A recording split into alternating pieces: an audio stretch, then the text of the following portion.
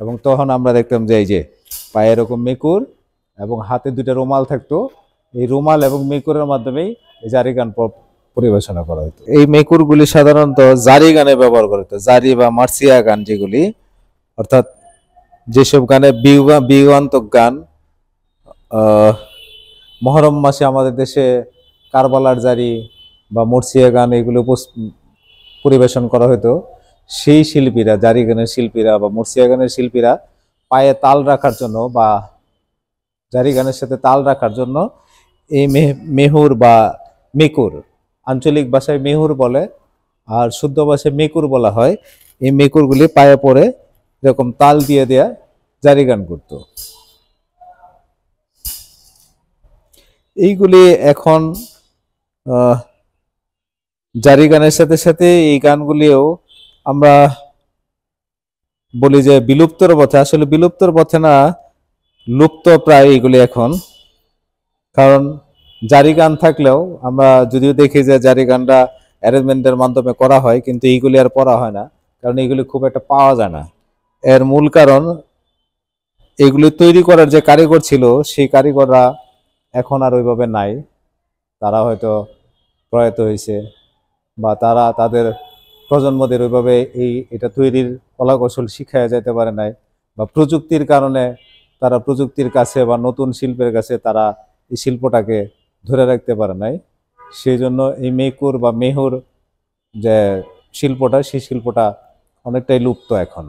আমাদের দেশে মূলত জারি গানের মূল অঞ্চল যেটা, সেটা হলো মুসলিম অধ্যুষিত যেসব জেলা ছিল, সেই সব জেলাতে জারি গান বেশি আপনার প্রচার প্রসার ছিল। ধরেন নেত্রকোনা অঞ্চল, কিশোরগঞ্জ, এই আমাদের ময়মনসিংহ সদর যেটা ময়মনসিংহ অঞ্চল, টাঙ্গাইল, এই রিজনের ভিতরে এইগুলি, এবং সিলেটে, আর ওইদিকে আপনার খুলনা, যশোর, এই অঞ্চলে জারি গান ছিল। জারি গান তো মূলত যেটা বললাম যে কারবালার যে বিয়োগান্তক ঘটনা, সেটাই জারি গানের মাধ্যমে প্রকাশ করা হতো। ইসলামের ইতিহাসের যে এই যে পরাজয়, ইমাম হোসেনের যে পরাজয়, সেই ঘটনাটাকে তুলে ধরে জারি গানের প্রচার করা হতো। এবং এটা আমরা দেখছি যে আমরা ছোট সময় দেখছি যে মহরম মাস জুড়ে প্রত্যেক বাড়িতেই বিভিন্ন জারি তলে এই জারি গানগুলি তারা পরিবেশনা করত। এবং তখন আমরা দেখতাম যে এই যে পায়ে এরকম মেকুর এবং হাতে দুইটা রুমাল থাকতো। এই রুমাল এবং মেকুরের মাধ্যমেই এই জারি গান পরিবেশনা করা হতো। মেকুরটা একবারেই এক পায়ে পরা হয়, পায়েলের মতো। তাহলে তো এটা মনে হয় অনেকজন মিলে একসঙ্গে করতো। হ্যাঁ, এটা যারা জারি গানের দলের প্রায় 20 জন 30 জন যারা গায়ক ছিল, তাদের সবার পায়ে এটা থাকতো। তাহলে তো সাউন্ডটাও মানে মোটামুটি অনেক। এটা সাউন্ডের জন্য না, এটা হলো মূল হলো আপনার এই 30 জন মানুষজন একসাথে একটা দলীয় পরিবেশনা করে। সেই দলীয় পরিবেশনার ক্ষেত্রে সবার তাল এবং লয়টা যেন ঠিক থাকে, এবং ওই যে জারি একটা নৃত্য আছে, সেই নৃত্যের জন্য আপনার ছন্দটা যেন ঠিক থাকে, সেই ছন্দটা বজায় রাখবার জন্য তারা এই যন্ত্রটা ব্যবহার করছে। এটা লাউডলি আওয়াজের জন্য না। আমরা যেরকম তবলা বা ড্রাম এইগুলি দিয়ে যেন গানকে যেরকম সমৃদ্ধ করা হয় তাল দিয়া, সেই তাল দিয়া গানকে সমৃদ্ধ করার জন্য না, গানটাকে সুসংগঠিতভাবে এবং নাচটাকে সুসংগঠিতভাবে পরিবেশন করার জন্যই এই মেকুরটা ব্যবহার করা হতো।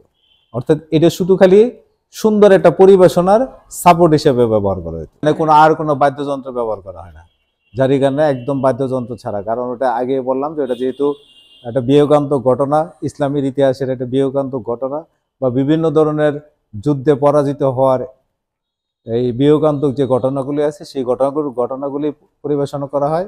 এবং করুণ গানের, যেহেতু এগুলো করুণ বিবরণ, সেই জন্য এখানে আর কোনো বাদ্যযন্ত্র ব্যবহার করা হতো না। এইটা যদি আপনার আপেক্ষিক হিসেবে তুলনা করেন, সেই ক্ষেত্রে আমি বলবো যে শিল্পের মানটা তো হলো আসলে শৈল্পিকতার যে সৃজনশীলতা, তার উপরে তারা সৃজনশীল চর্চা করছে। লোক সংস্কৃতির সমস্ত জিনিসগুলো সৃজনশীলতার উপর নির্ভরশীল। কেন নির্ভরশীল? কারণ ওই সময়ের মানুষ আবেগ এবং তার জীবনের যে বিয়োগান্ত ঘটনা বা তার জীবনের সাথে যে জীবন যাপিত যে বিষয়গুলো আছে, সেই বিষয়গুলো তারা সংস্কৃতিতে নিয়ে আসতো। আর আমরা এখন সংস্কৃতিতে নিয়ে আসছি কি, সংস্কৃতিতে আমরা কিছুটা ওই কি বলে যে আয়োজনের মতো কিছু জিনিস নিয়ে আসি। আমার মনে হলো আমি একটা গান লিখে ফেলবো, মানে আমি গান লিখে ফেললাম, আমার মনে হলো যে আমি একটা কবিতা লিখবো, আমি কবিতা লিখলাম, কিন্তু সেটা আমার যাপিত জীবনের সাথে বা আমার আবেগের সাথে, আমার মনের সাথে বা আমার সমাজের সাথে, আমার চলমান কোনো ঘটনার সাথে সেটার জড়িত কেন সেটা কিন্তু আমরা দেখি না। কিন্তু ওই সময় যারা এগুলি রচনা করতো বা এই জিনিসগুলা সৃষ্টি করতো, তারা তো ওই যাপিত জীবনের বা সমাজের চলমান যে কোনো ধরনের ঘটন অঘটন যায় আছে সেগুলো নিয়ে তারা রচনা করতো। বা একটা মানুষের ভুল ত্রুটি কি হয়, উপদেশমূলক কি আছে, বা আপনাকে নির্দেশনামূলক কি দিতে হবে, সেই ধরনের উপরও তারা এই ধরনের গান সংস্কৃতি এগুলো রচনা করতো, বা কাব্য রচনা করতো, বা গল্প রচনা করতো, বা কিচ্ছা রচনা করতো। কিন্তু এখন তো ওইগুলোর উপর দৃষ্টি দেওয়া হয় না। এখন আমি কবি, কবি হওয়ার জন্য কবিতা লিখতেছি, আমি শিল্পী, শিল্পী হওয়ার জন্য গান করতেছি। আপনি দেখবেন যে অনেকেই, আমরা যদি বলি যে বর্তমান ট্রেন্ড যেটা, যে দেখবেন যে ফেসবুকে গান পারুক না পারুক, সুরে হোক আর তালে না হোক, সে কিছু হাহা রিয়াক্ট পাইতেছে বা লাইক পাইতেছে, কমেন্টস পাইতেছে, সেই জন্য কিছু গান করে সে ফেসবুকে ছাড়তেছে। হ্যাঁ, সেটাও একটা এক ধরনের এনজয়মেন্ট। হয়তো ফ্রেন্ড সার্কেল যারা আছে, বা ফেসবুক ফ্রেন্ড বা ইনস্টাগ্রামের ফ্রেন্ড যারা আছে, তারা তাকে লাইক কমেন্টস দিলে সে উৎসাহিত হয়, সে উৎসাহিত হইতে পারে, আনন্দ নেওয়া যাইতে পারে, কিন্তু সেটা তো সৃষ্টিশীল কিছু না। আমার সংগ্রহে এগুলো এখনো প্রায় 40-50টার মতো আছে। আমি আরো চেষ্টা করতেছি যে বাংলাদেশের সমস্ত জায়গায়, যেসব জায়গায় এই ধরনের মানে বিলুপ্ত বা লুপ্তপ্রায় জিনিসগুলা কারো কাছে সংগ্রহ যদি থাকে, সেগুলি সংগ্রহ করার জন্য। কারণ এক সময় তো এগুলি আহ, থাকবে না, কারণ যেহেতু আর তৈরি কারক নাই। এটা হলো সবচেয়ে মূল ব্যাপার। আমরা মনে করি যে বিলুপ্ত হওয়ার কারণটা কি? বিলুপ্ত হওয়ার কারণ উপকরণ না পাওয়া, বিলুপ্ত হওয়ার কারণ তৈরি কারক না পাওয়া। উপকরণ আছে কিন্তু তৈরি কারক নাই, অর্থাৎ এই শিল্পীটা নাই, তৈরির শিল্পীটা নাই। আমরা হয়তো পিতল দিতে পারবো, তামা দিতে পারবো, কাঁসা দিতে পারবো, এর উপকরণ যা আছে সব দিতে পারবো, আগুন দিতে পারবো, কয়লা দিতে পারবো, সব দিতে পারবো, কিন্তু এটা তৈরির জন্য যে মেধাটা দরকার বা যে শিল্পীটার দরকার, সে তো নাই, সে তো হারায় বসছে। সেই ক্ষেত্রে এখনো হয়তো এইগুলি যারা সংগ্রহ করতেছে বা অনেক দোকানদার সংগ্রহ করতেছে, তারা এটা দিয়ে গলায় ফেলায় নতুন শিল্প তৈরি করতেছে।